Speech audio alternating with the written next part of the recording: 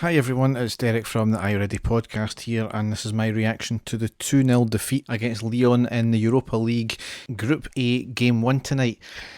Overall, I can't really have too many complaints about that. Lyon are a class team, probably the best team we've played in anybody in Europe over the last 3 or 4 years.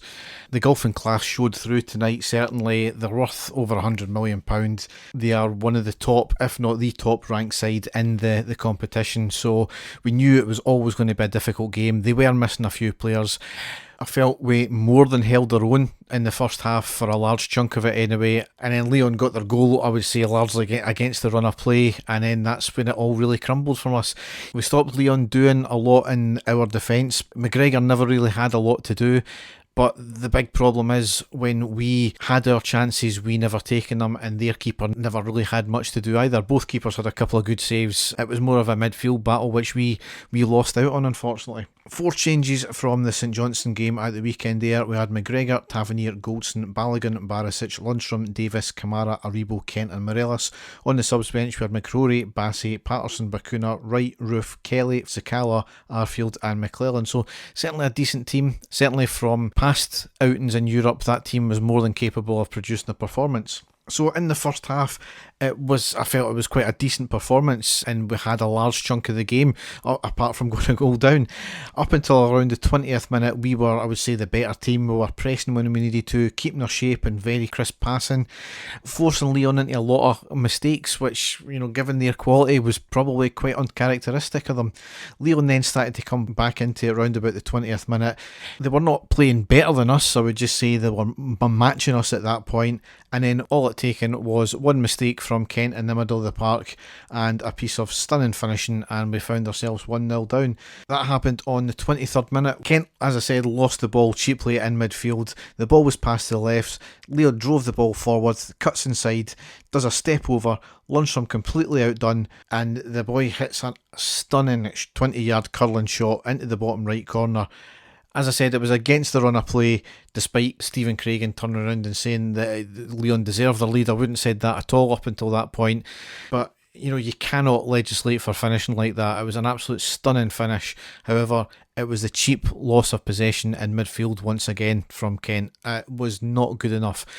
After that, Lyon played with a lot more confidence, as you would expect, and ironically, we started to get in on goal a wee bit more from there. Probably our best chance of the half came on the 29th minute with Aribo in the box on the right, hits a shot forcing the keeper to make a good save. My feed went down towards the end of the half, so I think Kent had a shot as well. It was a good save by the keeper, but we had a problem in defence again tonight because Lyon had a couple of chances on the right where Barisic was not reading the game and he was slow to react and slow to communicate. Between him, I don't know if it was him and Davis tonight, but they just seemed to be in that same position on a different wavelength from each other and from the rest of the team. It was a poor performance from both of them tonight. As much as Lyon came back into it, more possession after that, I wouldn't say we were playing bad at all. We were, maybe not as sharp and as crisp as in the first 20 minutes, but we were more than holding our own, and, as I said, we were getting forward. So ultimately, in the first half, largely happy with the performance. And as I said, we need to remember we're playing a Champions League team worth over £100 million here. We've shown that Lyon can be vulnerable as well, but we've also shown that we can be very vulnerable. In the second half, we're looking for a wee bit more in their face, more direct, and we could actually get something from the game because they certainly could be got at. Second half, though, it was pretty rank rotten. It was a very, very poor second half performance. Lyon largely dominated possession and their play. Their strength and their skill shone through, and you can't take it away from them. I'm not making any excuses for the way we played because we know these players can play well. They played it well in the first 20 minutes. I just felt Lyon, quite rightly, they had that cutting edge, they had that class, and the golf did show tonight in that respect. They got their second goal on the 54th minute, and it turned out it was an OG by Tavernier. I think it was Davis loses the ball in midfield, another ball lost very cheaply here. Kent then, to his credit, made a very good tackle on the edge of the box. He tries to shield the ball, but only puts it to their attacker, who puts it into another one of their attackers in the box on the right. He has a shot, a fantastic save by McGregor.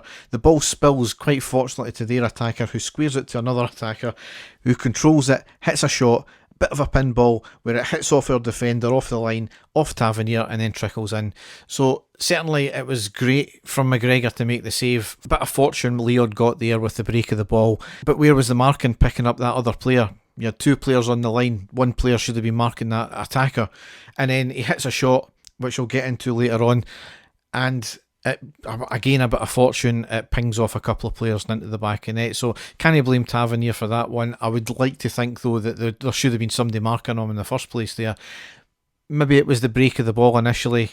Nobody expected that to happen, but you need to be marking up in the box, and it's something that we've been guilty of all season so far. Shortly after that, the right decision here as Davis came on the 60th minute. Davis came off and Wright came on. Davis, not often you say this, but he was having a bit of a stinker tonight. Probably our best chance of the second half happened on the 64th minute with Tavernier with a 25-yard free kick on the left, up and over the wall, and hits the outside of the left post. Quite unlucky that there. Bizarre officiating here on a couple of minutes later, because Jason Denayer dives to win a free kick running back to goal on the right hand side. It was right in front of the linesman. It was probably only about 5 yards away from the linesman, even if that. He was looking right at it and he gave a foul. Anybody could see he dived for that one, but you know, it's another weird officiating one in Europe there. And then on the 69th minute, Kent came off with a hamstring injury and Roof came on. Now, Kent played a part certainly in both the goals by giving away possession. He could have done a lot better there. He wasn't having the greatest of games up until Lyon scored. However, once Lyon scored, he did actually, you seen him, he was fighting for the ball, and you can never deny the fact that he tries. But if it's right that he's been playing with an injury for a large part of the season, I'm sorry, that is unacceptable, because now, from what Alex Ray was saying in the commentary, he had a niggling hamstring injury before the Celtic game. So if he's went off with a hamstring injury, if this is aggravated even more, he's going to be out for a good while here. And we've got our injuries piling up here. I know Kent can be so influential, but at the same time, it's been like playing with a man down for some of the game, for a number of games this season so far. So poor management, I would have said, and it's not as if we haven't got cover, because Wright came on, maybe not as good a player, but in the brief glimpses we've seen of him, he certainly puts it in about the place, and he has got something. So it's maybe the best thing for him, have a wee bit of time out and fully recuperate and get rid of whatever injury niggles he's got. And then the last piece of play I want to talk about here, it kind of typifies Rangers just now as well. 74th minute, a lot of pressure from us. Aribo gets the ball on the edge of the box, tries to switch it rather than shoot it. He lost the ball, a lunging challenge, and he picks up a booking for the challenge, and Morelos got booked for dissent as well. Just shoot the ball. We are so guilty of trying to find the perfect angle with nobody in front of us to try and create the space to have a shot, and with no defender in front of us.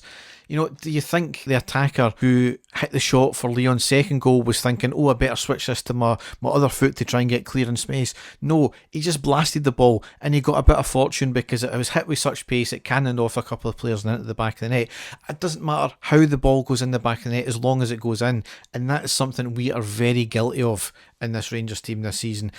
I don't know what it is that so far this season, but individual mistakes are costing us goals, and the final third is severely lacking.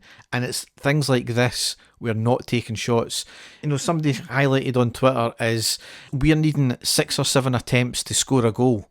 But at this level, you don't get that. You get 1 or 2 attempts. And when you don't hit the shot in the first place, well, you can't say that's an attempt. So the chance is lost before you've even had one. And something needs to click in this team, and as I said, I'm not wanting to criticise the team too much tonight because of the class of the team we're up against tonight, but it's been a feature all season so far, even in the league performances, so something we'll need to look into anyway.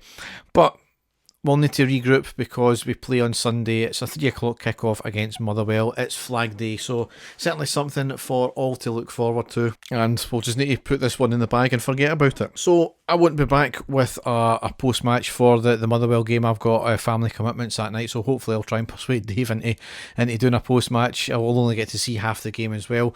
But Dave and I will probably be back next week at some point with a full podcast. So all that's left to say is thanks for listening and goodbye.